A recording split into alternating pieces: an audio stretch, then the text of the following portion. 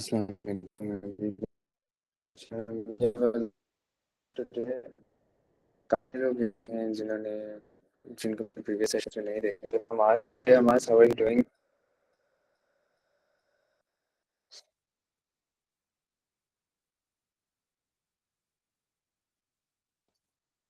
अच्छा, आज का सेशन बेसिकली ज़्यादा फोकस हमारा सारा का सारा Q&A के ऊपर होगा। किसी भी चीज़ के रिलेटेड किसी ने भी कोई भी क्वेश्चन करना है, ई कॉमर्स के, Amazon, Shopify and everything, brand building के रिलेटेड किसी भी चीज़ के बारे में किसी को भी कोई क्वेश्चन है, feel free to ask it. तो I am here to answer you guys. तो जिसको कोई क्वेश्चन है, you can raise your hand.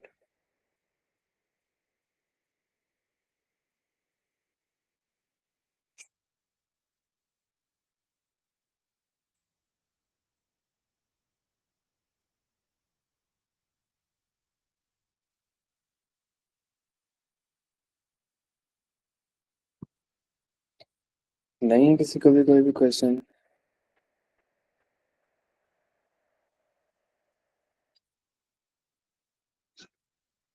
अच्छा, अभी और लोगों का फिर वेट करते हैं। Hamas, do you have your mic open?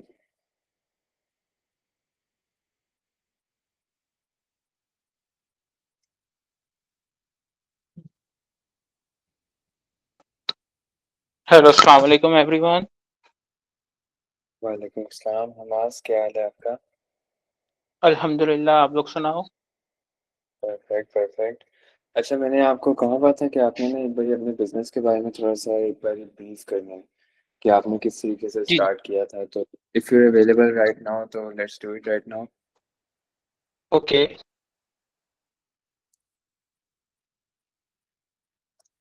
मुझसे आप सवाल पूछ लें, मैं आपको उसके हिसाब से जवाब दे देता हूँ।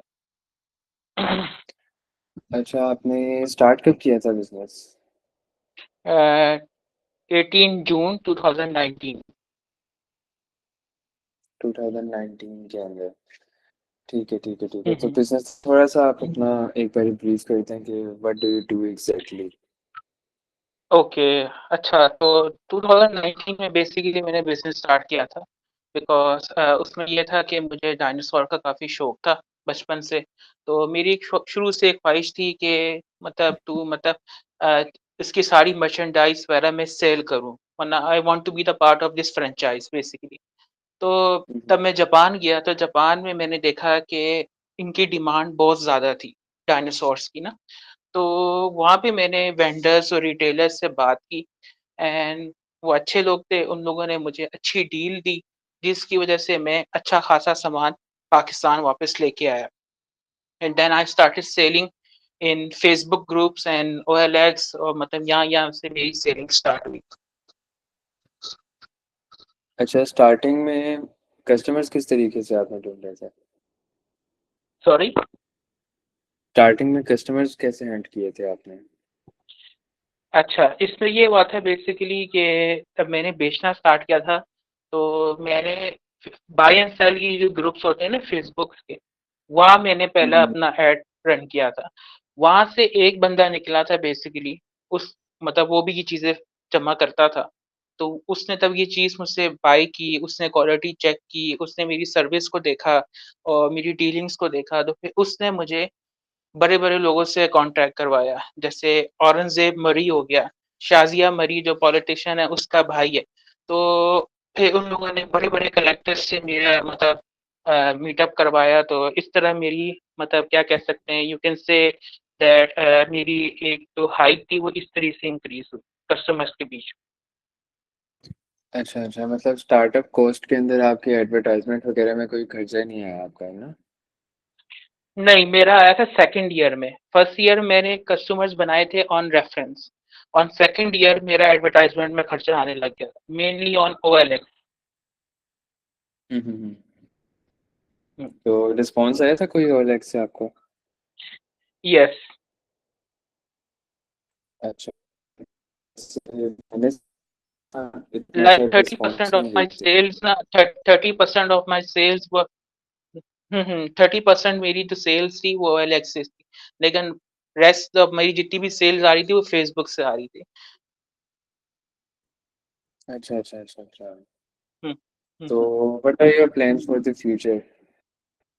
अभी तो फ़िलहाल हमारा प्लान यही है कि हम लोग एक दूसरा बिज़नेस स्टार्ट कर रहा हूँ मैं, मेरा एक दोस्त है, उसके साथ मेरा प्लानिंग चल रही है। एक तो हमने स्टार्ट कर लिया है अभी, वो है graphic designing, video editing, digital marketing, AI से रिलेटेड जितनी भी फ़ील्ड्स हैं, वो हम सर्विस प्रोवाइड कर रहे हैं कंपनीज़ को, international companies and Pakistan companies. तो वो तो बिज़नेस हमने लास्ट मंथ स्टार्ट कर लिया है।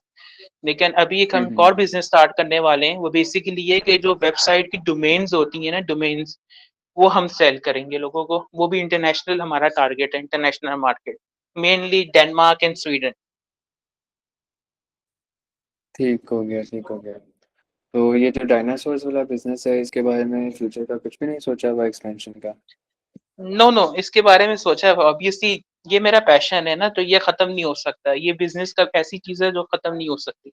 इसका मेरा यही हुँ, प्लान है कि मैं यहाँ से चला जाऊँगा और ये मतलब अगर नहीं भी जाऊँ तो मेरा बिज़नेस मेनली चाइना से स्टार्ट होगा और मैं बाहर इंटरनेशनल कंपनीज़ और मार्केट्स को टारगेट करूँगा। क्योंकि पाकिस्तान में इसकी नीश बहुत कम है और मुझे इसमें यहाँ पे कोई मतलब सॉलिड फ्यूचर नज़र नहीं आ रहा। कंपेयर टू अदर्स मतलब अदर फ्रैंचाइज़ेज़ तो सारी चीज़ें हैं ना, इनके ऊपर कोई सॉलिड फ्यूचर नहीं।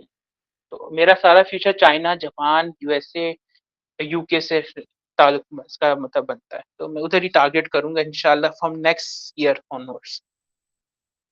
इंशाल्लाह, इंशाल्लाह। पाकिस्तान में वाक़ई फ्यूचर नहीं है। इवन अगर आप जनरल ई-कॉमर्स भी करते हो ना यहाँ पर, तो उसमें भी जितनी मेहनत आपकी और जितनी सर-खपाई पाकिस्तान में होनी है ना, उतनी अगर आप बाहर किसी और मार्केट प्लेस में करते हो, आपको 10 टाइम्स बेटर रिस्पॉन्स मिलता है।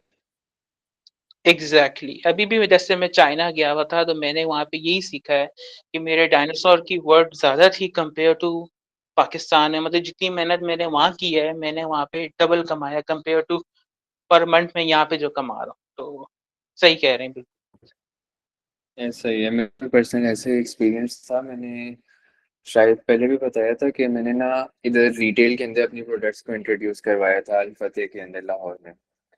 तो 1-2 हुँ, महीना हुँ। वहाँ पे किया था, फिर आइडिया हो गया था कि इधर जितना मुझे एफर्ट लगानी पड़ रही है ना सारी चीज़ों को सस्टेन करने में, उसके हिसाब से यहाँ पे मार्जिन्स ही नहीं है, प्रॉफिट ही नहीं है। तो मैंने फिर यहाँ पे बिल्कुल ही अपना ऑपरेशंस ना ड्रॉप कर दिए थे।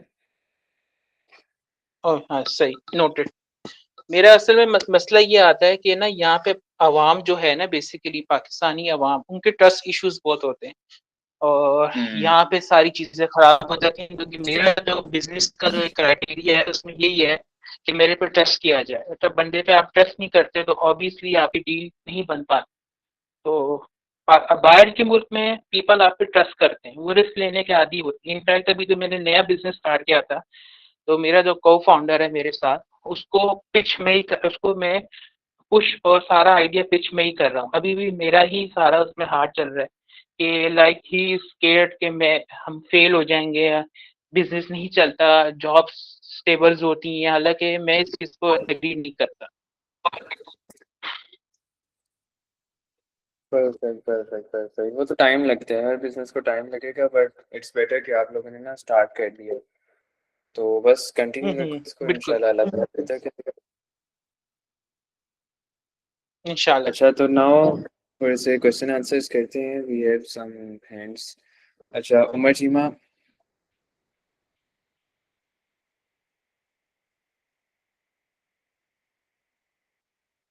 अस्सलाम वालेकुम। वालेकुम सलाम। क्या हाल है? ठीक है? मैं परफेक्ट हूँ अल्हम्दुलिल्लाह, व्हाट अबाउट यू? अल्हम्दुलिल्लाह। सर मेरा क्वेश्चन ये है कि अगर हम इंटरनेशनल जो है वो व्हाइट लेबल या प्राइवेट लेबल कर रहे हैं ई कॉमर्स पे, ठीक है, तो उसके हम्म। लिए अगर आप पाकिस्तान बैठे हैं, पाकिस्तान से बैठ के ई कॉमर्स काम कर रहे हैं, तो उसके लिए 3PL सर्विस कैसे हम चूज करेंगे? ये बेस्ट है या फ्रॉड करेगा? क्या सीन है इसका? सबसे कन्वीनियंट और आसान तरीका ये होता है कि आप गूगल के ऊपर जाओ, ठीक है? जो टॉप के ऊपर 3PL सर्विसेज आ रही हैं ना, सबसे बेहतरीन वो ही होती हैं। सबसे ज़्यादा ट्रस्टवर्दी भी वही होती हैं। मेरा मशवरा यही होता है कि 3PL के अंदर ना कभी कॉम्प्रोमाइज़ नहीं करना चाहिए। आप नीचे स्क्रॉल करोगे, आपको इंस्टाग्राम पर काफ़ी एड्स वगैरह नज़र आएंगे सस्ते 3PL सर्विसेज के। लेकिन वो लोग ना हेरा फेरी बहुत ज़्यादा करते हैं। आपका सामान जितना आया उसमें कम यूनिट्स आपको बताएंगे, ठीक है? अब आप you have no other choice then to trust them, आपको उन पे ट्रस्ट करना पड़ता है। तो ऐसे काफ़ी मेरा पर्सनली भी नुकसान हुआ है, और शिपिंग कभी कभार वो ज़्यादा ले लेती हैं, तो महंगी होती हैं जो उनसे ट्रस्टेड 3PL सर्विसेज है ना, वो महंगी होती हैं थोड़ी सी, लेकिन वर्थ इट होती हैं। आपको सारा कुछ पता होता है कि स्मूथ चलेगा। तो मैं पर्सनली रिकमेंडेशन जो मेरी है 3PL सर्विसेज के लिए, मैं ना वो ग्रुप के अंदर शेयर करूँगा। वो लोग ट्रस्टेड भी हैं, वो पाकिस्तानी भी हैं, यूएस के अंदर ही हैं वो। तो अगर आप उनसे अवेल कर सकते हो तो वो ट्रस्टेड हैं, पर्सनली मैंने उनके साथ प्रीवियसली काम किया हुआ है।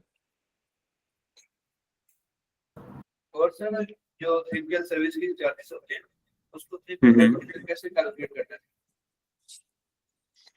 अच्छा, 3PL के अंदर जो आपकी वहाँ पर स्टोरेज कॉस्ट अगर आपको आ रही है, वैसे अगर आप अमेजोन के ऊपर कर रहे हो तो फिर तो स्टोरेज कॉस्ट आपको नहीं आएगी, बट अगर आपको स्टोरेज कॉस्ट आ रही है तो आपने उसका एवरेज निकाल के उसको पर यूनिट के हिसाब से डिवाइड कर देना है, सिंपल। ठीक है। और बाकी पैकेजिंग वगैरह को तो वैसे ही सिंपल होगा, जो भी आपकी लेबलिंग वगैरह की कॉस्ट आ रही है 35, या एक तो बॉक्स के ऊपर लेबल लगता है, ठीक है, वो लेबल ज़्यादातर वैसे तो ये तो छोटी छोटी सी एक्सपेंसेस होते हैं, इनको वैसे मैं तो कैलकुलेट नहीं करता होता, लेकिन अगर आपका 35 सेंट फॉर एग्जांपल लगते हो बॉक्स के लेवल के, उसको आप डिवाइड कर दोगे जितने भी बॉक्स के अंदर यूनिट्स हैं उसके ऊपर। ज़्यादा मसला यही होता है कि आपने शिपिंग कैसे कैलकुलेट करनी है, तो उसके लिए बेहतर यही होता है कि आप अपना मंथली एवरेज निकालो कि हमें इतनी शिपिंग की कॉस्ट आ रही है, और उसको आप डिवाइड कर दो पर यूनिट के ऊपर। Okay thank you sir. आप अमेजोन के ऊपर कर रहे हो करेंटली? नहीं शॉपिंग। अच्छा, शॉपिफाई के ऊपर, तो उसके अंदर तो आपको फिर पर यूनिट शिपिंग के चार्जेस भी 3PL वालों से ही आप ले रहे होगे, है ना? जी जी हाँ, तो फिर आपको तो वो भी कैलकुलेट करना होगा, और जी स्टोरेज की कॉस्ट भी वो आपसे ले रहे होंगे। जी जी। आपकी खुद की ब्रांड है? नहीं नहीं वाइट लेबल है। अच्छा, वाइट लेवल है, कैसा जा रहा है? अभी स्टार्टअप है तो एक 3PL सर्विस के साथ वर्क कर रहा हूँ, लेकिन उसका कुछ खास रिस्पॉन्स नहीं है, तो उसी वजह चेंज करने का पड़ेगा। क्या नाम है 3PL सर्विस प्रोवाइडर का? 3PL सर्विस का नाम है वो डेलमार्ट के नाम से मेरे ख्याल से। अच्छा, मैं ना आपको शेयर करूंगा जो उनसे सर्विस प्रोवाइडर मेरे पास था ना 3PL वाला, वो जी जी काफ़ी सिंपल स्ट्रेट फॉरवर्ड, उसका सारा का सारी एक वेबसाइट के ऊपर सारा कुछ बहुत सिंपल स्ट्रेट फॉरवर्ड है, तो स्पेशली अगर आप शॉपिफाई कर रहे हो ना आपके लिए, तो वो काफ़ी कन्वीनियंट भी होगा। तो उनसे एक बार ओके रीच आउट करके देखना, अगर उनके रेट्स वगैरह आपको समझ में आते हैं ना, तो they can be a good option. Thank you sir. Thank you. अच्छा, let's move on Madiha. Ji, Assalamualaikum. Sorry, I'm not feeling well. But I have like two questions. एक तो ये है कि like, so as I think I mentioned this in the DM as well, कि like for me personally, I'm kind of in a very research mode. I have my sister in US and my best friend is in Canada and we're trying to do something.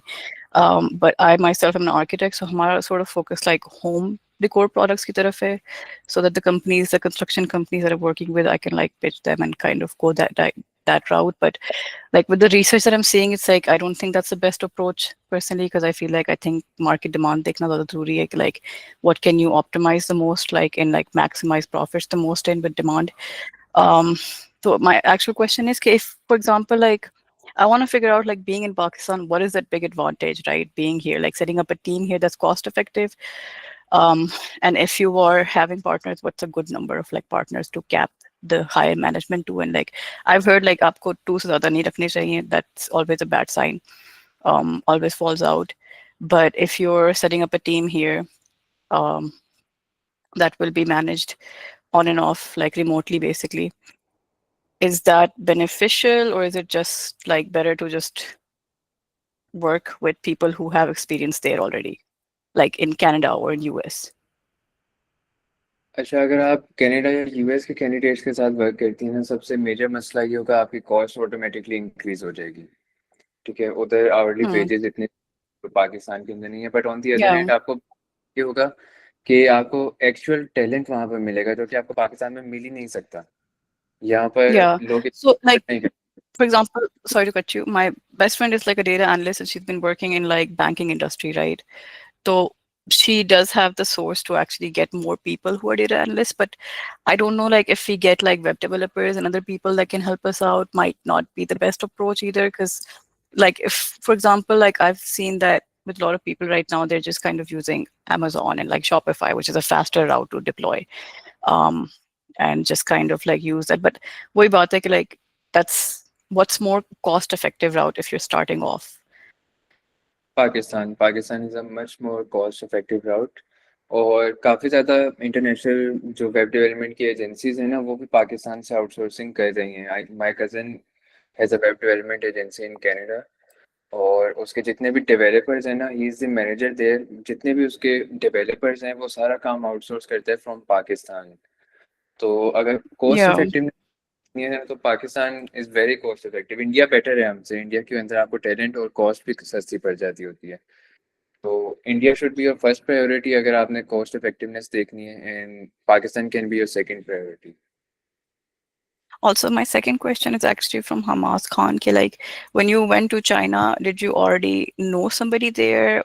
That's how you like did it, or like did you actually go just because my dad used to trade with China a lot when, like, you know, when he was alive and younger. Like, we at this point, I don't have a lot of experience anymore, but I do remember like having trips and stuff. But now I don't know. Like, I'm interested in China. I was planning a trip like for the next 4 months, because of the same reason that I've heard that, you know, China is a bigger market. It's a good thing to tap into.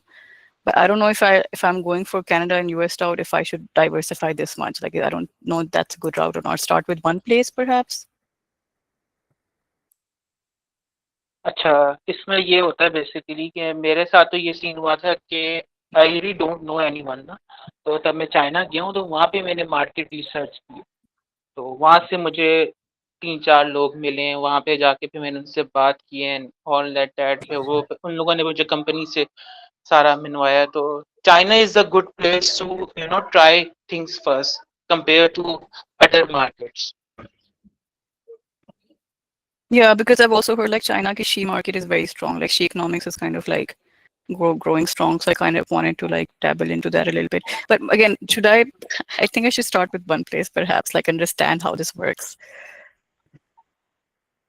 अच्छा, इसमें फिर यही recommendation दे सकता हूँ कि आप ना China से स्टार्ट करें, क्योंकि चाइना इन सेंस कि it's a very cheap market, it's a very good market.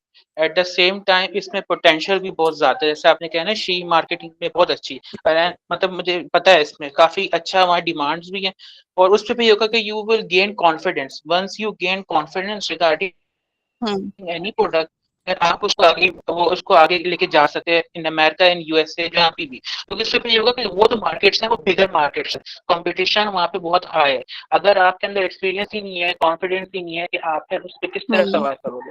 Like मुझे भी डायनासोर की मार्केट जो पाकिस्तान में रही है, इस मार्केट को मुझे यहाँ 6 साल गुजारे, तो अब मेरी कोशिश है कि मैं इसको इंटरनेशनल मार्केट, जहाँ पे मतलब बहुत डिमांड्स है, तो मुझे अभी 7वें ईयर में जाके उसको फिर चैलेंज करना है.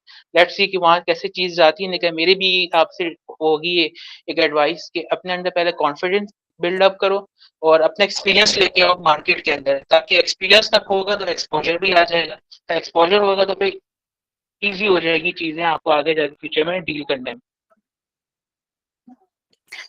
Yeah, I'm kind of scared about the confidence part. But so if I just go to China, I'll just meet people. Like, I'm confused.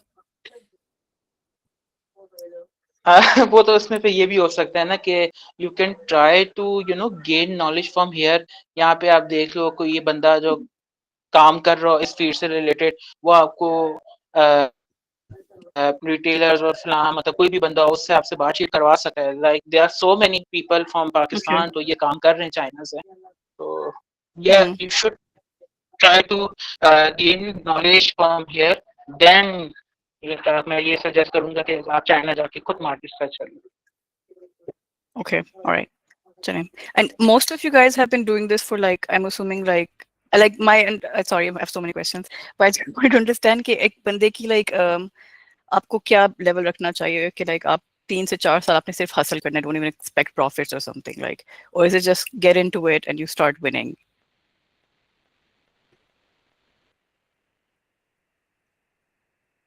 Hamas अच्छा, मैं इसमें ये देखो, इसमें ये हो जाता है बेसिकली कि डिपेंड करता है कि आप कौन सा प्रोडक्ट कर रहे हो। अगर आप मुझसे पूछना चाहते हो तो पर्सनली आपका फर्स्ट 6 टू 8 मंथ्स होते हैं जिसमें आप बिल्कुल एक्सपेक्ट ना करो कि आपको प्रॉफिट मिलेगा। उल्टा आप ये एक्सपेक्ट करो कि आप सफर करेंगे उस चीज के ऊपर। तब आप ये सोच के आप ट्राई मारते हो ना, तो आपके लिए पहले से ही आपका माइंड प्रिपेयर हो जाता है कि आपने आगे जाके क्या क्या चीजें मतलब बर्दाश्त करनी है। कुछ लोग मैंने ये भी देखे हैं जैसे मेरा अपना मतलब फैमिली मेंबर्स में भी ये हैं कि जिन लोगों ने बिजनेस स्टार्ट किया वो ये एक्सपेक्ट कर रहे थे कि हम रातों रात अमीर हो जाएंगे, क्या 1-2 महीने बाद अमीर हो जाएंगे, और उनका बिजनेस 2 महीने भी नहीं चला। बंदे को हसल करना चाहिए, लेकिन ये देख के हसल करें कि उस प्रोडक्ट की वर्थ बन रही है कि नहीं बन रही। कि मतलब 6-7 महीने आपके सफर हो रहे हैं, आपको लग रहे हैं, आप उसमें मेहनत कर रहे हो, आपको उसका क्या कहते हैं, उसका आपको रिजल्ट कैसा शो हो रहा है। अगर रिजल्ट से आप सेटिस्फाइड हो रहे हो तो फिर keep on going. Maybe next year क्या within the next month आपका प्रोडक्ट हिट कर जाए, यू नेवर नो। बस आपकी मेहनत के ऊपर डिपेंड करता है कि आपने इसको किस तरीके से लेके चलना है। लोग बातें भी करेंगे, लोग प्रेशर भी डालेंगे, लोग टॉन्ट भी करेंगे, वो आपके ऊपर है कि आपने उस चीज को किस तरह हैंडल करना है। वंस यू आर मतलब यूज टू दैट, तब आप उसको मतलब हावी होने नहीं दोगे ना अपने ऊपर, तो फिर वो चीज आपके लिए बहुत ईजी हो जाएगी। मेरे फर्स्ट 6 मंथ काफी हैवी थे, बहुत हैवी थे, कि इन सेंस के मैं यहाँ तक सोचने लग गया था कि इट्स नॉट वर्थ इट, कोई डिजर्व नहीं करता ये चीज लेना मेरे अलावा। लेकिन आफ्टर 9th मंथ, मेरा ख्याल 90 महीना होगा जिसमें मैंने 4 to 5 लाख की सेल की थी प्रॉफिट। तो मैं माशाल्लाह। यही कह रहा हूँ कि हाँ, तो इसलिए यही रेकमेंड करूंगा कि keep on hustling and to see that कि जो प्रोडक्ट आप यूज कर रहे हो वो आपका मतलब उसका रिजल्ट क्या शो हो रहा है, कि पीपल को वो पसंद आ रहा है कि नहीं आ रहा। तो उससे आपको अंदाजा हो जाएगा कि आपको कितने महीने उसमें काम करने चाहिए। Okay. Thank you so much. Those are most of my questions. Thank अच्छा, तो थैंक यू अमाज, मोटिवेट करने के लिए। मैं खुद भी मोटिवेट हो गया हूँ। Umar, what's your question? जी सर। सर ये मेरा क्वेश्चन सर से कि बेसिकली लगता है कि मैंने एजेंसी स्टार्ट की है लास्ट मंथ से, तो इस बारे में मुझे चाहिए था आइडिया कि इसमें अगर कैसे क्लाइंट हेल्प करते हैं। मैं चाहता हूँ कि डिजिटल मार्केटिंग के अलावा एआई ऑटोमेशन चैट की सर्विस प्रोवाइड की जाए।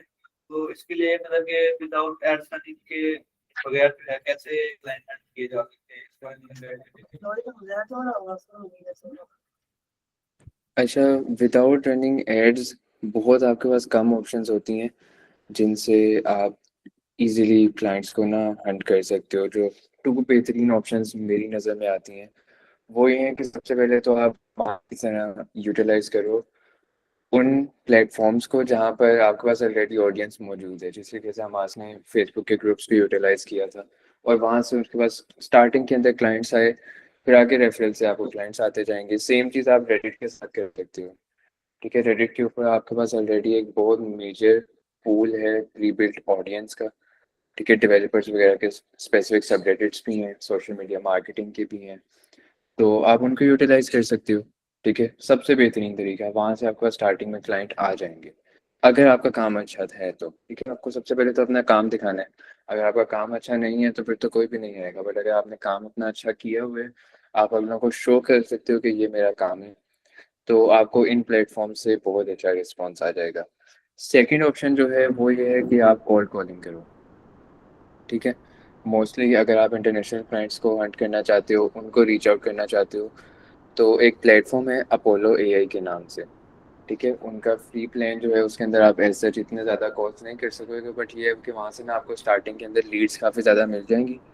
ठीक है, आपको इन्फॉर्मेशन सारी पता चल गई है, पर्सोना पता चल गया ऑडियंस का। आपने वाइक का एक फ़ोन नंबर लेना है। ठीक है, आपको 1500 तकरीबन उसकी कॉस्ट आएगी और आपने कॉल करने लग जानी है। आपने टेंडर्स को यूएस के अंदर कॉल करनी है, आपने उनको अपना पिच करना है। अपोलो के अंदर आप हर तरीके के फ़िल्टर्स लगा सकते हो।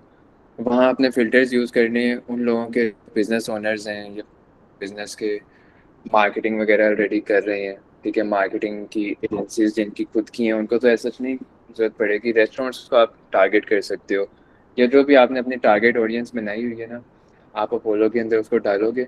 यूएस के अंदर आपके टारगेट ऑडियंस जितने भी लोग मैच कर रहे हैं ना उस ऑडियंस से, वो सारे के सारे वहाँ पर आपको फ़ोन नंबर्स मिल जाएंगे उनके। उनको आप पे कॉल करना स्टार्ट कर दो, ठीक है। तो ये 2 मेथड्स हैं स्टार्टिंग के अंदर जो फ्री में काफ़ी कन्वीनियंट हो जाते हैं। अगर ये 2 मेथड्स आपके अच्छे चल गए, आगे फिर वर्ड ऑफ माउथ से वो आगे किसी को बताएगा, वो आगे किसी को बताएगा। जिससे मैंने अपनी वेबसाइट डेवलप करवाई थी, तो उस बंदे ने इतना अच्छा काम किया था कि मैंने 6-7 लोगों को रेफ़र कर चुका हूँ उनको, और उन्होंने उनसे काम भी करवाया। तो वर्ड ऑफ माउथ जो है ना, रेफरल जो है, वो सबसे स्ट्रॉन्ग मार्केटिंग का तरीका है, ठीक है। सिर्फ आपका काम अच्छा होना चाहिए, वर्ड ऑफ माउथ ऑटोमेटिकली फैलने लग जाता है।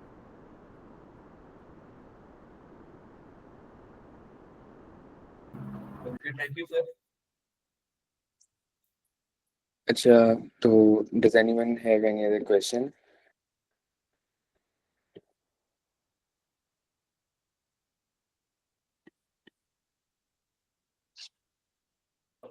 बस, और किसी को कोई भी क्वेश्चन नहीं है? अस्सलाम वालेकुम Yes. सर। वालेकुम सलाम। सर जिस तरह दूसरे भाई ने बात की है लीड्स के हवाले से, ठीक है। तो अभी जो मैं खुद लाइक एज ए फ्रीलांसर काम कर रहा हूँ और 2-3 टीममेट्स भी है, और मैं जस्ट फेसबुक और लिंक्डइन और अपवर्क पे काम कर रहा हूँ, ठीक है। लेकिन अपवर्क पे मुझे जो बहुत बड़ा इशू होता है, ठीक है, वहाँ पे आपको पता है कि एक तो बहुत ज़्यादा कंपटीशन होता है, और साथ में वहाँ पे जो हम एड्स वगैरह रन करते हैं, ठीक है। जिस तरह आपने एक न्यू वेबसाइट बता दिया लीड्स जनरेशन के लिए, तो क्या लाइक ये जो हम स्टार्ट से फॉलो कर रहे हैं, ठीक है, लाइक फेसबुक, फाइवर, अपवर्क और लिंक्डइन, इसे कोई बेस्ट अप्रोच का मेथड है? लाइक मैंने ईमेल मार्केटिंग पे बहुत ज़्यादा काम किया है, ठीक है, और इस तरह अपवर्क पे बहुत ज़्यादा काम किया है। फाइवर पे भी लाइक मैंने पहले काम किया था, बट वहाँ पे जो मेरा अकाउंट था वो बैंड हो गया।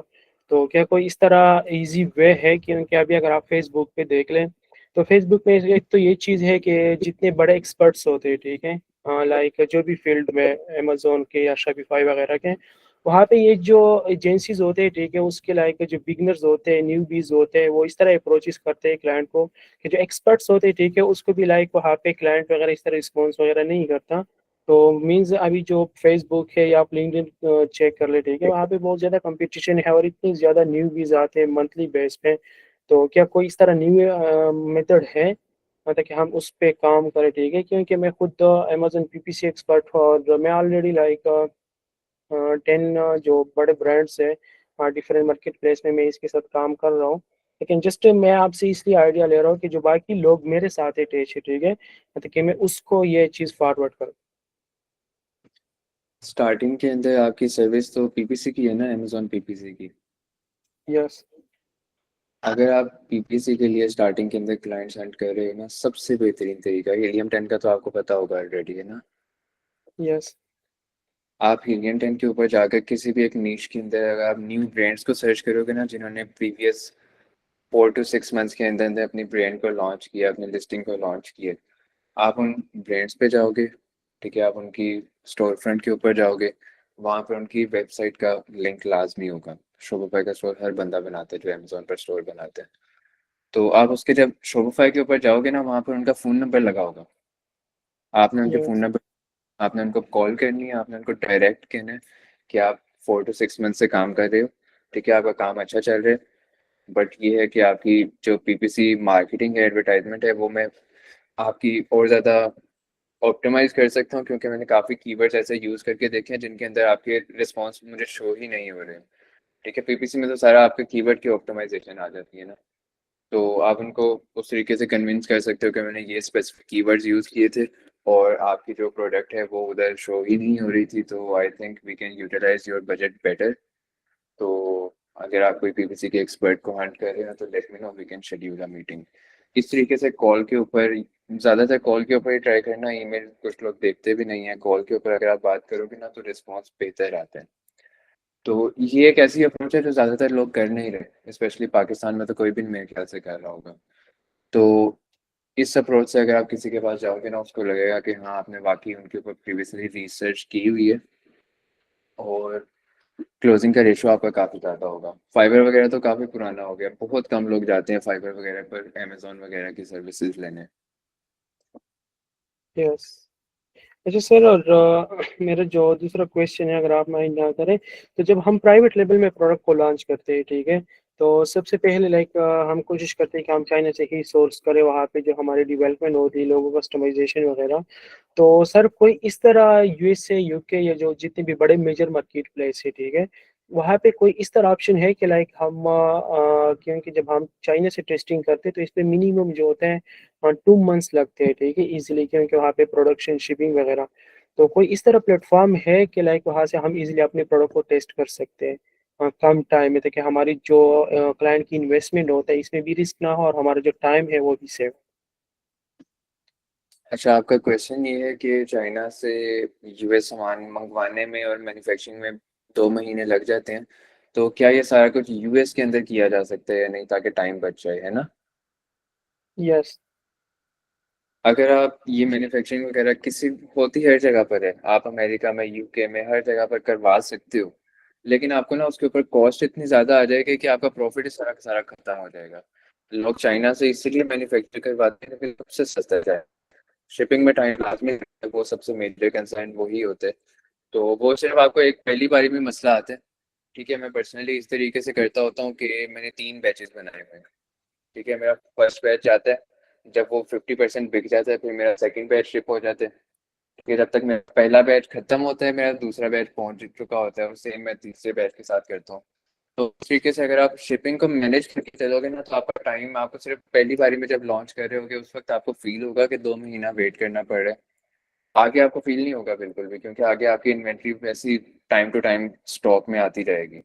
तो बेहतरीन तरीका यही होगा अमेरिका वगैरह से ना, अगर आप ना ही मैन्युफैक्चर करवाओ तो बेटर है, क्योंकि एक तो उनकी ऑर्डर क्वांटिटी भी बहुत ज़्यादा होती है। ठीक है, आपको कम से कम 2-3 हज़ार यूनिट आप अगर बनवाओगे तब जाके वो आपको काम करते हैं। और दूसरा, उधर आपका खर्चा ज़्यादा होगा, तो प्रॉफिट से नहीं आएंगे तो फिर मज़ा ही नहीं आएगा। यस। अच्छा सर, और ये जो हम कैटेगरी वाइज जाते हैं, ठीक है, क्योंकि एक तो लाइक अपने क्लाइंट्स की डिमांड होता है कि फॉर एग्जांपल मैंने इस निश में जाना है, और हम जब मार्केट ट्रेंड चेक करते हैं तो लाइक ये जो जितने भी लोग रिकमेंड करते हैं फेसबुक वगैरह पे कि अगर आपने प्राइवेट लेवल में जाना है तो ये सिंपल जो कैटेगरीज है लाइक होम एंड किचन, इस तरह पेट्स, ऑफिस और स्पोर्ट्स वगैरह। तो सर क्या ये जो सप्लीमेंट कैटेगरी है आपके ख्याल में तो वो प्रॉफिटेबल कैटेगरी है कि नहीं, और हम इजीली कम बजट के साथ उस कैटेगरी में जा सकते हैं, वहाँ पे फिर हम कंपटीशन कर सकते हैं अपने कंपटीटर के साथ कि नहीं? कि फर्क क्योंकि मोस्टली जो आप भी क्लाइंट्स होते हैं उसके जो मिनिमम बजट होता है ना, मैक्सिमम वो होता है 10,000, और वो क्योंकि इसकी जो 10,000 होता है, ठीक है, लाइक उसकी एक्सपेक्टेशन मिलियंस की होती है प्रॉफिट वगैरह की। तो क्या हम इस तरह अभी जो न्यू ट्रेंड के अकॉर्डिंग आपके माइंड में कौन सी इस तरह निश है कि वहाँ पे हम मिनिमम से स्टार्ट कर सकते हैं और ये जो क्लाइंट की एक्सपेक्टेशन है उस पे लाइक हम पूरा। अच्छा, अगर आप बजट तो आपने तकरीबन 10,000 है ना आपका, तो यस। आप सप्लीमेंट्स की नीच में जा सकते हो। मेरी पर्सनली खुद भी हमारी एक सप्लीमेंट्स के अंदर ब्रांड है, जो हम नेचुरल सप्लीमेंट्स चाइना से ही मंगवा कर बेच रहे हैं यूएस के अंदर। तो खर्चा तो आपका विद इन $10,000 तो आपकी सारी की सारी पूरी हो जाएगी। बट आपका मेन क्वेश्चन ये था कि करना चाहिए या नहीं करना चाहिए। तो बेसिकली अभी मार्केट के अंदर जो ट्रेंड चल रहा है ना, वो ये है कि लोगों को हेल्दी चीज़ें चाहिए। ठीक है, जो भी चीज़ खाने पीने की है, किसी भी चीज़ की है, लोगों को नेचुरल, हर्बल और हेल्दी चाहिए। ठीक है, लोगों को शैम्पू भी अब हर्बल चाहिए, लोगों को अपने सोप वो भी हर्बल चाहिए, लोगों को अपने स्नैक्स भी टेस्टी तो ऑब्वियसली होने चाहिए, बट उनको ज़्यादा उनका कंसर्न ये है कि ये हेल्दी भी हैं या नहीं है।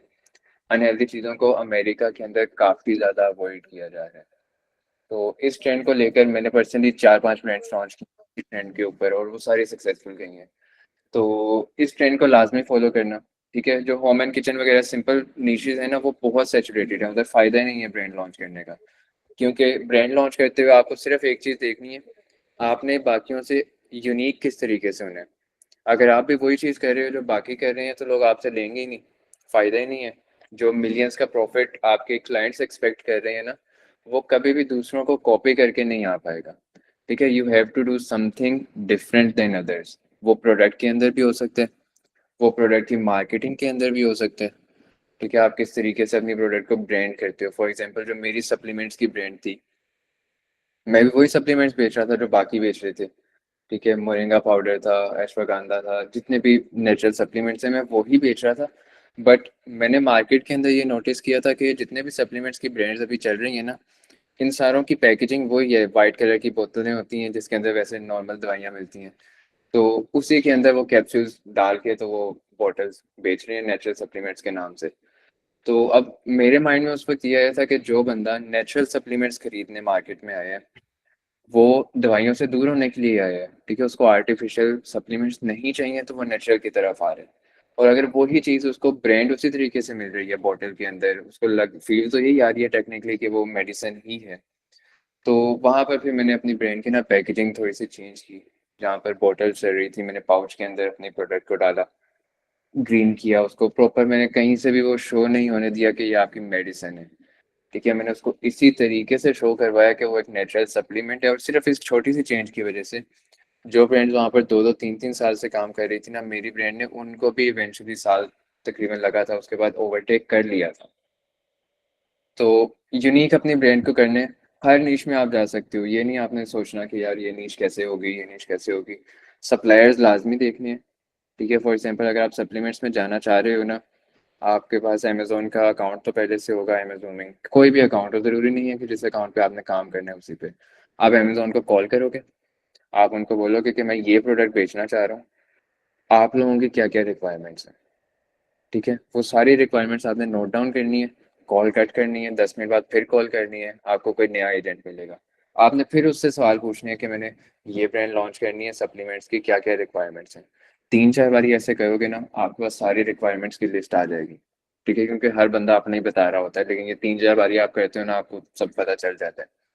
आपने उन चीज़ों को देखते हुए चाइना के सप्लायर को हंट करना है, ठीक है, आपका सारी मसला जो है ना आपका हंटिंग के ऊपर आएगा। अगर आपने सप्लायर कोई ऐसा यूज़ कर लिया जिसके पास सर्टिफिकेशन ही नहीं है, तो आपका सामान अमेरिका के अंदर या तो एफडीए वाले ही रोक लेंगे, या वो थोड़ा सा 1-2 साल बिकेगा, उसके बाद फिर एफडीए वालों को पता चलेगा कि यार ये तो प्रोडक्ट ही गलत बेच रहा है, वो फिर आपकी ब्रांड को सीज कर देंगे।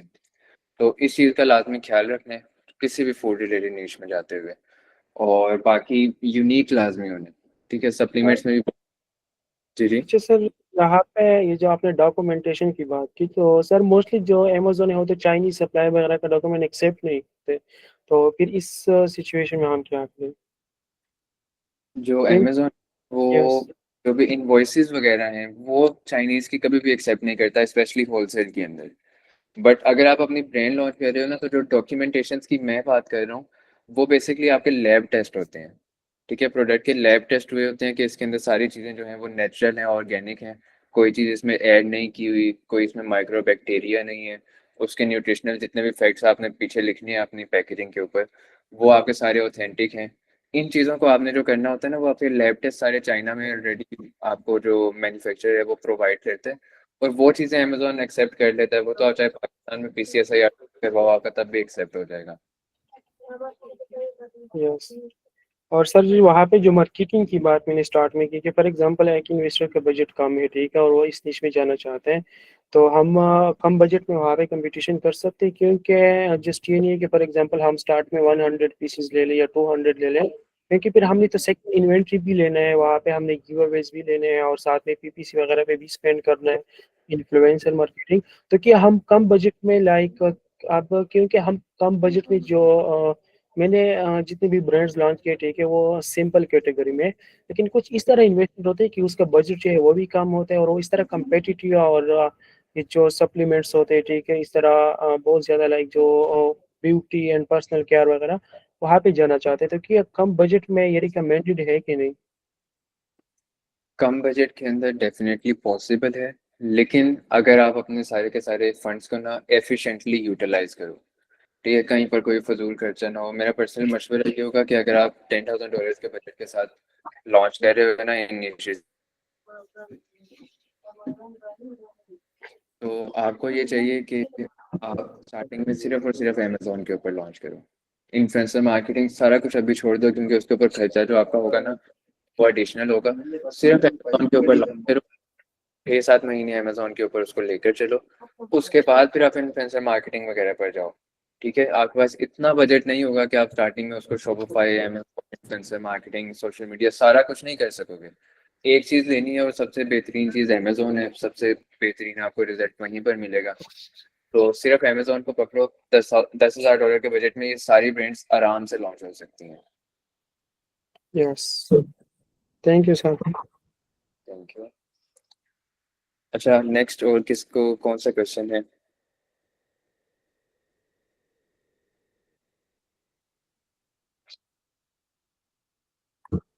Yes Usman. Yeah, so Assalamu alaikum. I just wanted to know where you get your product sourced from, and how do you get your custom packaging and get it inspected before it gets shipped out to US?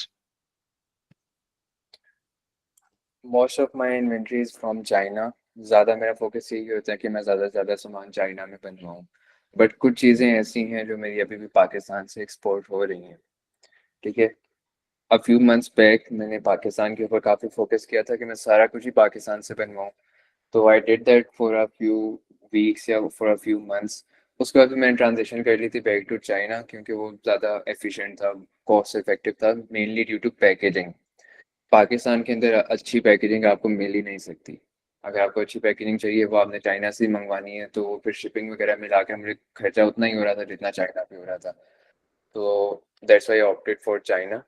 और as long as packaging goes, आप Alibaba पर जाओगे ना, आपको वहाँ पर हर तरीके के सप्लायर्स मिल जाएंगे। ठीक है, ज़्यादातर प्रेफरेबली स्टार्टिंग के अंदर ईजी ये होता है कि आपका जो सप्लायर है वही आपको पैकेजिंग भी कर दे। ज़्यादातर सप्लायर्स कर देते हैं, लेकिन कुछ सप्लायर्स नहीं भी करते। उस सिनेरियो में फिर आपको अलीबाबा पर ही एक सेपरेट सप्लायर देखना होता है स्पेसिफिक पैकेजिंग का। ठीक है, उसके बाद फिर आप या तो वो पैकेजिंग सप्लायर को शिप कर देते हो। ज़्यादातर सप्लायर्स तकरीबन 90% मान जाते हैं कि आप मुझे पैकेजिंग भिजवा दो, हम आपकी प्रोडक्ट पैक करके तो शिप कर देंगे। अगर ऐसा है तो ठीक है, वरना आपको फिर कोई वहाँ पे थर्ड पार्टी एजेंट ढूंढना पड़ता है जो आपके लिए ये करता है। और as far as inspection goes, तो पाकिस्तान से ही एक लड़का है, वो मेरा काफ़ी अच्छा जानने वाला है। वो चाइना गया था टू स्टडी एमबीबीएस, और साथ साथ वो ये भी कर रहा था। ठीक है, शिपिंग वगैरह का काम करते हैं वो, चाइना से यूएस वगैरह ना सामान शिप करवाते हैं। तो आई यूज़ हिम फॉर इंस्पेक्शन। वो जितने भी मेरी इन्वेंट्रीज जानी होती हैं वो उसको खुद ही इंस्पेक्ट करते हैं, और वो फिर मैं वहाँ से डिस्पैच करवा देता हूँ। Okay, thank you. And मेरा एक और question था कि अगर like it's a fragile product like a glass jar, do you need to get it inspected in US as well before it gets shipped out to Amazon warehouse, or just the inspection in China before leaving China would be enough?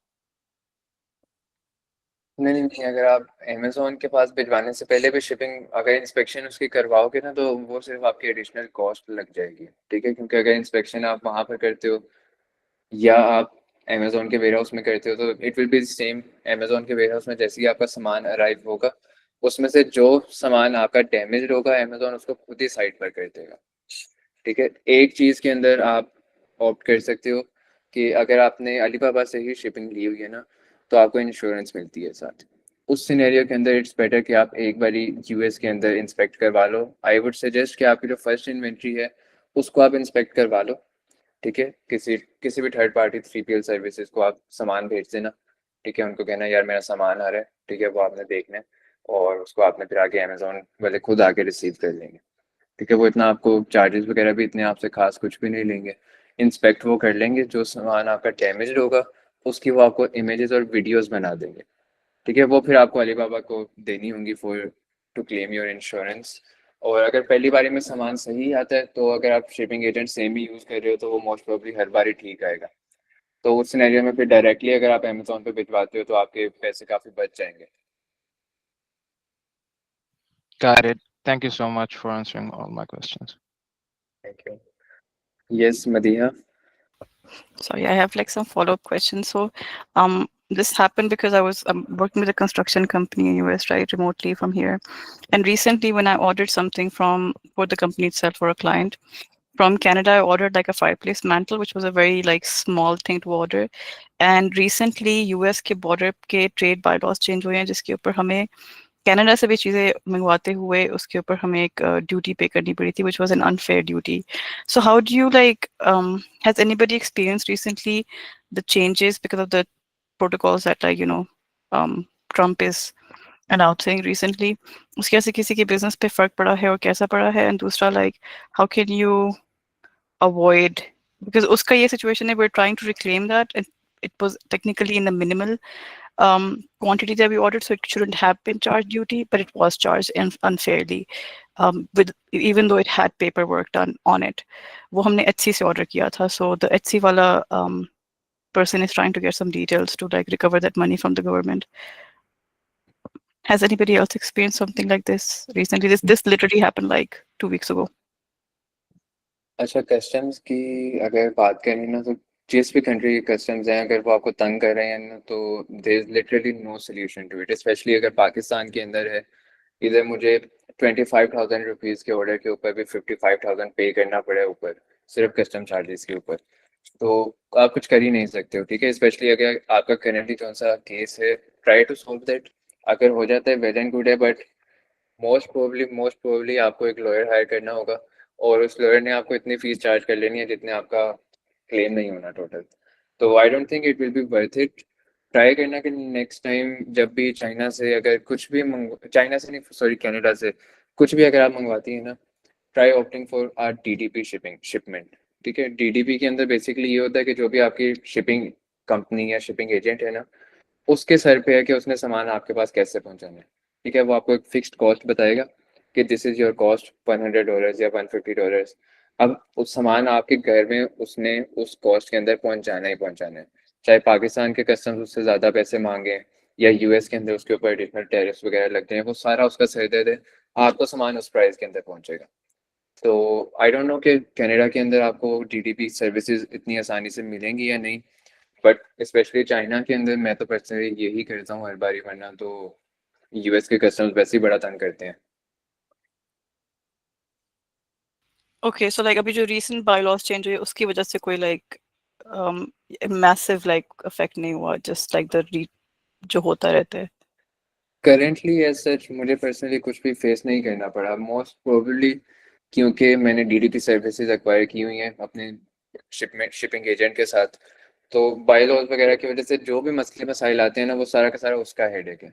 तो उसने तो मुझे ऐसा अभी तक कोई quotation price वगैरह भी इंक्रीज, वैसे Q4 के अंदर जो नॉर्मल प्राइस हाइक होती है वो हाइक उसने मुझे बताई थी, उसकी वजह से मुझे शिपिंग थोड़ी सी महंगी हुई है, but due to bylaws as such मुझे कोई भी एडिशनल कॉस्ट अभी तक बेयर नहीं करनी पड़ी। Okay, all Yes. right.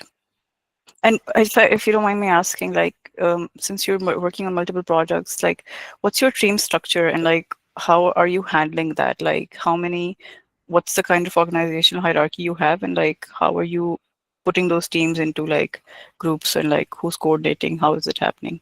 If you could just give an अच्छा, example. we are a team of 15 people, ठीक है। तो I M leading the entire team. मेरी जगह इधर अभी कॉल के अंदर, मीटिंग के अंदर, ये मुजफ्फर सर अवेलेबल हैं, ठीक है। ही इज़ द ऑपरेटिंग ऑफिसर। जितने भी ऑपरेशंस होते हैं, मैन्युफैक्चरिंग, सप्लाई चेन मैनेजमेंट, वो सारा का सारा वो डील करते हैं। And there is the co-founder Yashveen, she is not here at the moment.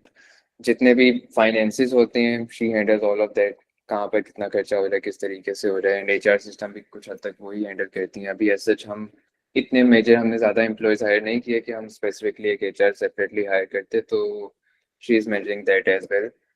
तो करेंटली यही है कि it's me, the co-founder, and Dr. Muzaffar. All three of us are managing everything together. और बाकी यहाँ पर मुदस्सिर हमारे साथ है, he is helping out a lot. तो मेनली हम चार जो हैं वो सारी टीम को लीड करते हैं। डिज़ाइन के लिए we have a separate person. Design की जो टीम है उसकी लीड एक सेपरेट बंदी है, ठीक है। She leads the entire design team. Marketing का मैं पर्सनली खुद हैंडल करता हूँ। तो ये दैट्स इट।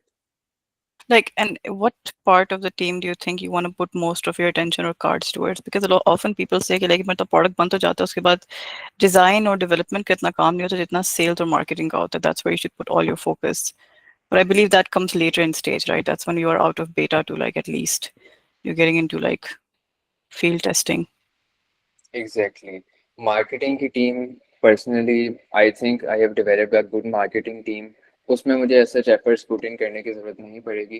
करेंटली जो मेरा नेक्स्ट गोल होगा वो एक प्रोडक्ट डेवलपमेंट की टीम को सेटअप करना होगा, ताकि हम जितने भी अभी करेंटली तो मैं ज़्यादातर फूड की निशेज़ के अंदर किया हूँ, तो अगर हम इसके बाहर भी फॉर एग्जांपल अभी my next project is a leather brand, ठीक है, उसके अंदर हम एक लेदर की वॉलेट्स वगैरह की ब्रांड बना रहे हैं, तो I need a product design team जो लेदर वॉलेट्स इस तरीके के बनाए जो बाकी मार्केट से यूनिक हो, ठीक है, we need to craft something unique.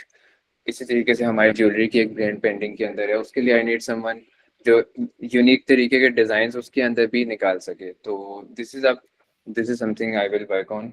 और फूड के अंदर भी obviously it's a very important thing. हमारी एक अभी मैंने सोचा हुआ है, अभी ज़्यादा इसके ऊपर वर्किंग नहीं हुई, बट वी विल सून इंशाल्लाह launch a snacks brand for छोटे छोटे बच्चों के लिए, जो वैसे नॉर्मल स्नैक्स होते हैं ना, अनहेल्दी स्नैक्स जो उनसे होते हैं, उनको हम लॉन्च करेंगे without any sugar and everything. तो उसके लिए भी मुझे प्रोडक्ट डेवलपमेंट में बंदे चाहिए होंगे जो उसके सारे की सारी फॉर्मुलेशन को प्रॉपर तरीके से क्राफ्ट कर पाएंगे, तो that's I think where I will put my effort in. So basically now you have like multiple roadmaps going on. And are you targeting this based on what's the easiest, like low hanging fruit? Yeah, based on the market demand. Because I mean, also if you're going for jewelry, like something that's going to go big is going to be face jewelry. It's coming back into like big scope. Sorry, my girls get a lot of jewelry. I'm not a jewelry person, but like I've noticed it's picking up again. Like people want custom antique looking pieces that give you a bit more, you know, kick than like normal. But sorry, the question was like, how are you focusing on like which roadmap to target first? मेरी personal choice ये होती है कि जौन सा भी brand का idea हमें पर्सनली लग रहा है कि सबसे बेहतर परफॉर्म कर सकते हैं और वो हमारी कोर जो कंपनी की वैल्यूज़ हैं उसके साथ बेहतरीन तरीके से अलाइन कर रहे हैं, we will execute that first. ठीक है, फॉर एग्जांपल ये अभी मैंने आपको जो स्नैक्स वाली ब्रांड बताई है, ये हमारी ब्रांड की जो कोर वैल्यू है एफएमसीजी, उसके साथ काफ़ी एक अच्छे तरीके से अलाइन करते हैं। ठीक है, तो this is one of my priorities. वहीं पर जो लेदर ब्रांड है उसके लिए I already have a supplier, ठीक है, मेरी सप्लायर से काफ़ी बारी बात हुई हुई है, तो most of the things are done for that, इसलिए मैंने वो डिसाइड किया। We already have a idea, हमारी टीम में ही एक बंदा है, उसने एक आइडिया दिया था कि over products can be different then others using these methods. ठीक है, उसने बहुत एक अच्छे कॉन्सेप्ट्स ब्रेक डाउन करके बताए थे कि ये चीज़ें अगर हम करते हैं ना तो we will be different from everybody else.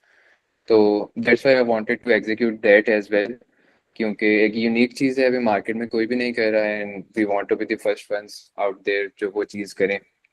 तो या दैट्स इट।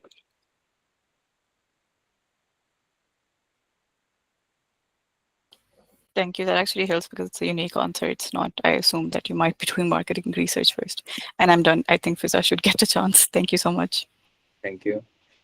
यस फिजा। अस्सलाम वालेकुम। सर मेरा ऐसे ही मासूमाना सवाल है कि पीएल बिजनेस मॉडल के लिए do we need a team, क्योंकि आपका तो बहुत एक्सपेंडेड है ना, तो in the beginning PL business model के लिए खाली टीम चाहिए होती है या एक बंदा अकेला उसको मैनेज कर सकता है, पीपीसी और वो सारा जो चल रहा होता है, सेलर सेंट्रल, सोर्सिंग, सब कुछ?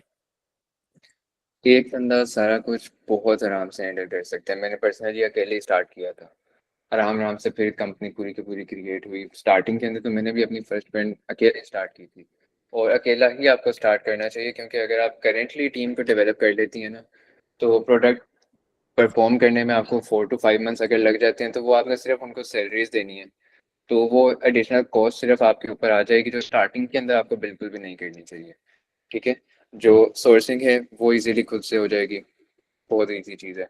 सबसे पहले तो आपका कंसर्न, आप आई थिंक लास्ट सेशन में भी थी जहाँ तक मुझे याद है, तो सबसे पहला कंसर्न तो आपका ब्रांड का आइडिया होना चाहिए। ठीक है, आपकी स्टार्टिंग में सारी एफर्ट्स उसके ऊपर जानी चाहिए। अगर आपने वो चीज़ सारी कर ली हुई है ना, तो उसके बाद सप्लाई सोर्सिंग बहुत इजी है, कोई मसला नहीं है। अमेज़न का अकाउंट क्रिएशन बहुत इजी है, उसमें भी कोई मसला नहीं आएगा। पीपीसी बहुत इजी है, लोगों ने उसको वैसे ही रॉकेट साइंस बनाया हुआ है, इतना बहुत मुश्किल भी नहीं है, you can easily learn it और आप बहुत इजीली उसको इम्प्लीमेंट कर सकेंगे, उसमें भी आपको ऐसा जितना मसला नहीं आएगा। बाकी आपने परफॉर्मेंस देखनी है, इन्वेंट्री रिस्टॉक कर, इससे ज़्यादा तो कोई मेजर चीज़ होगी नहीं उसके अंदर। ठीक है, ब्रांडिंग एक चीज़ है जो आपको आउटसोर्स करनी पड़ेगी। ब्रांडिंग, पैकेजिंग, डिज़ाइन, इसके लिए आपको बाहर से कोई अच्छे डिज़ाइनर्स सीक आउट करके उनको ये प्रोजेक्ट हैंड ओवर करना होगा। इसके अलावा सारा कुछ खुद हो सकते हैं। Okay, sir. Thank you. Thank you. अच्छा, does anybody have any other question?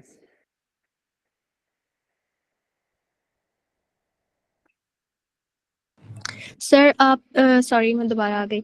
आप ये जो प्रोडक्ट हंटिंग के बारे में मैंने आपसे लास्ट टाइम पूछा था, तो सर जो आप प्रोडक्ट्स एग्जांपल्स वगैरह भी जो देते हैं वो तो मोस्टली फूड आइटम्स की होती है, और हम वैसे किसी को देखें, दूसरे लोगों को अगर फॉलो करें तो वो तो कोई भी फूड आइटम्स पता नहीं क्यों ये सजेस्ट नहीं करते। हर बंदा sports kitchen, home and kitchen की तरफ ले जाता है, इन निशेस की तरफ। फूड की तरफ पता नहीं क्यों नहीं लेकर आते, बिकॉज लाइसेंसिंग चाहिए होती है बहुत ज्यादा। तो उसका क्या प्रोसीजर है, वो आप थोड़ा सा गाइड कर दें। फूड के लिए ना बेसिकली आपको FDA से रजिस्टर्ड होना पड़ता है। वो आपकी वन टाइम कॉस्ट आती है, ईयरली कॉस्ट होती है आपकी अबाउट $350 की। तो वो इतना मुश्किल नहीं है, उसके लिए आपको कोई रिक्वायरमेंट्स नहीं चाहिए होती। बहुत ईजी है, आपने सिर्फ किसी भी लॉयर को पे करना है। वो US के अंदर होना चाहिए, तो इसलिए आप खुद नहीं बना पाते वो। तो सिर्फ ये कॉस्ट आएगी आपको।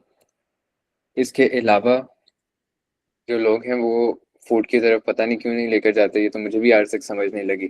स्टार्टिंग के अंदर मुझे भी हर बंदा यही रिकमेंड कर रहा था कि स्पोर्ट्स वगैरह के अंदर, क्लोथिंग के अंदर, होम एंड किचन के अंदर, इन निशेस के अंदर जाया जाए।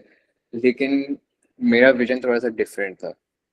ठीक है, इन निशेस के अंदर अगर आप चले भी जाते हैं ना, तो there is only so much you can improve, there is only so much you can innovate. Market के अंदर इतना कंपटीशन है, जब हर बंदा जो भी अमेजोन की तरफ इन्हीं निशेस में अगर जा रहा है, तो इतना कंपटीशन है। हर चीज़ तकरीबन पहले खुद ही हुई हुई है। होम एंड किचन के अंदर भी तकरीबन हर चीज़ पहले से ही आपको हुई हुई मिलेगी। तो you can not innovate there, बहुत मुश्किल है इनोवेशन लाना। वहीं पर अगर आप फूड के अंदर आते हैं, ठीक है, मेरा पर्सनल, मैं फूड की एग्जांपल ज़्यादा इसलिए देता हूँ क्योंकि मेरी ज़्यादातर ब्रांड्स फूड के अंदर हैं।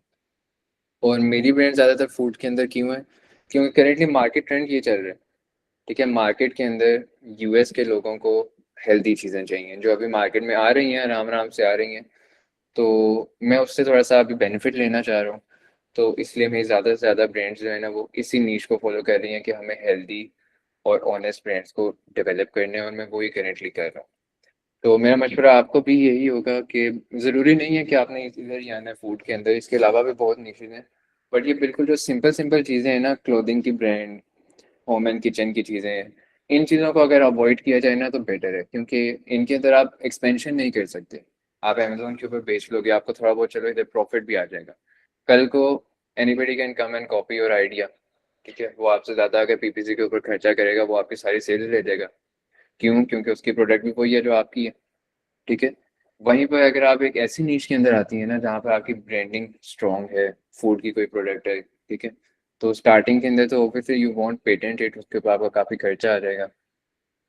स्टार्टिंग के अंदर यू विल ट्रेड मार्केट। ठीक है, आपका अपना ट्रेडमार्क होगा, आपको कम से कम इतना पता होगा कि इस लोगो से तो कोई नहीं कोई और बेचेगा ना। तो आराम आराम से आप उसको you will go it to Shopify. फिर आप उसको सोशल मीडिया के ऊपर लेकर जाएंगी, आप इन्फ्लुएंसर्स को सामान ट्राई करने के लिए देंगी। ऑटोमेटिकली आपके प्रोडक्ट की ना ट्रैक्शन बढ़ती जाएगी। ठीक है, ये चीज़ होम एंड किचन के अंदर कभी भी नहीं हो सकती। बहुत मुश्किल है कि वहाँ पर आप इस तरीके का कुछ करें।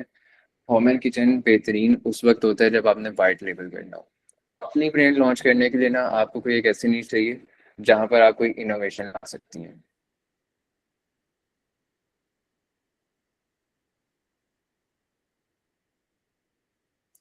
Yes Usman. I would just like to add the answer for your question that why people avoid food or edible niches. It's because it's considered a risky niche.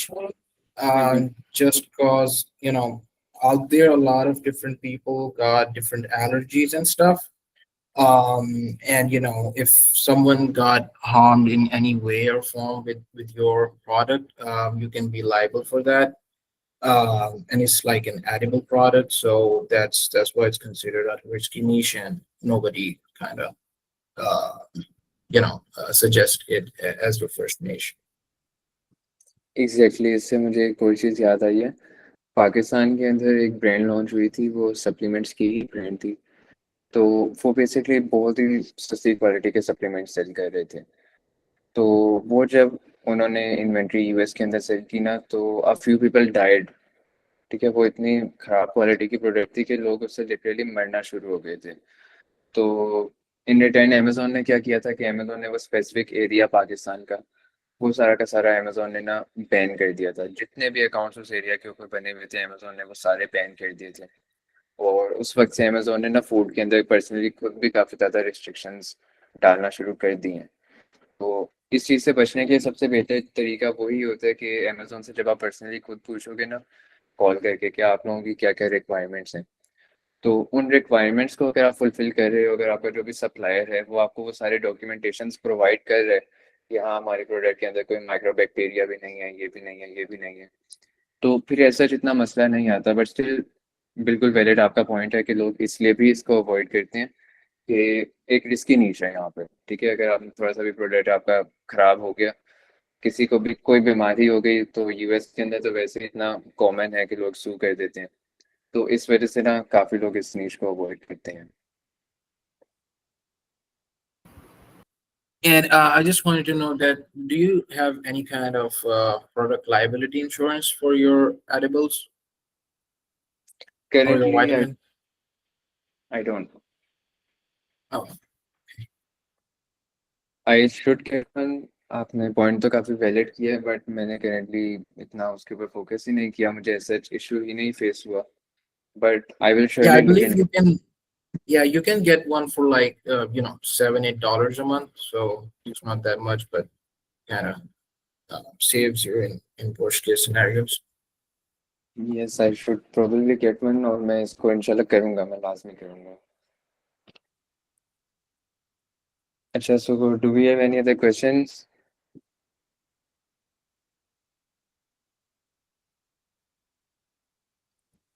नहीं, चलो फिर लेट्स कंक्लूड दिस सेशन। तकरीबन 1 घंटा हो भी गया वैसे भी, तो टाइम ऑलरेडी अप। तो thank you everybody for tuning in. Thank you Madiha, Usman, Fiza, and special thanks to अस हमास। आपने काफ़ी कंट्रीब्यूशन किया आज, तो thanks a lot. See you guys in the next session, inshallah. Allah Hafiz. Thank you. See you. Allah Hafiz. Thank you, sir. Thank you so much.